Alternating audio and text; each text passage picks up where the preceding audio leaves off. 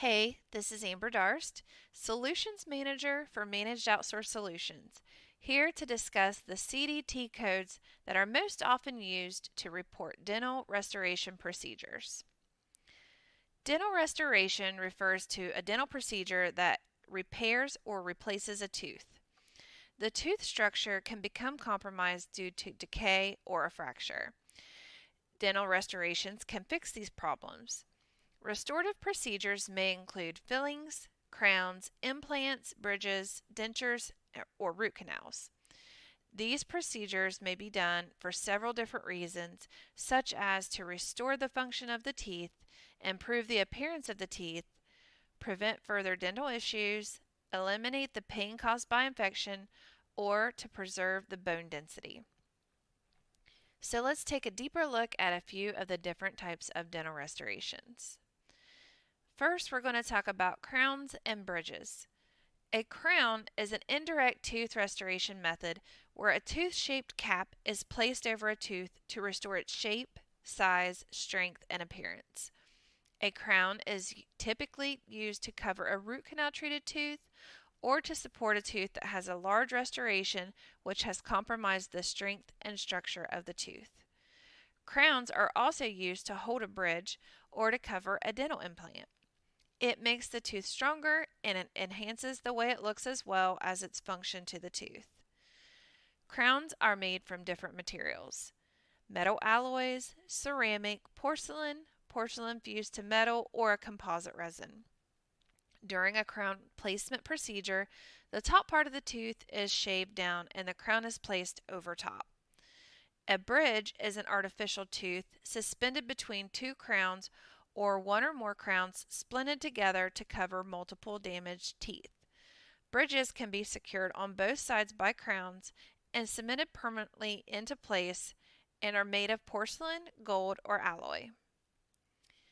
Next is fillings. Fillings are a common dental restoration method where dental cavities are typically filled using an amalgam or a resin-based material. Tooth decay or dental cavities are caused by bacteria or poor oral hygiene. Left untreated, bacterial infection could spread and cause structural problems that require more complex procedures. During the procedure, the dentist will remove the decayed part of the tooth and then fill the hole with composite material to prevent the bacteria from continuing to infect the tooth.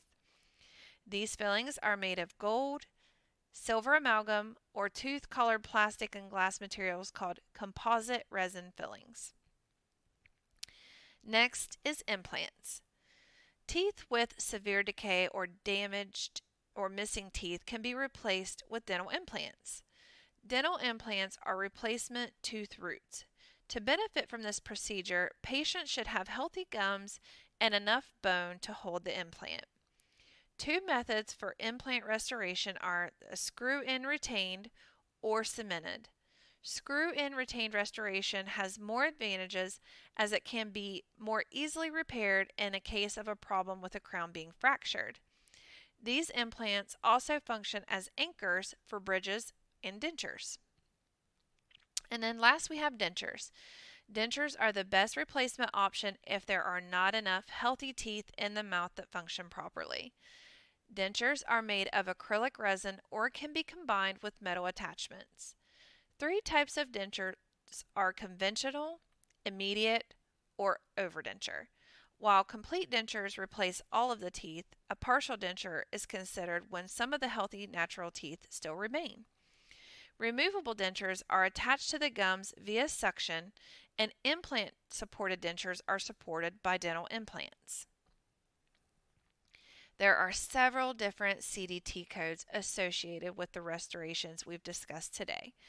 To ensure that the CDT codes are assigned correctly, it is important for the practices billing and coding team to be up to date with the coding changes and guidelines. It's ideal to partner with an experienced dental billing company to ensure error-free claim submission. For a full list of codes associated with this podcast, please refer to the attached article. And that's all for now. Thanks for listening in.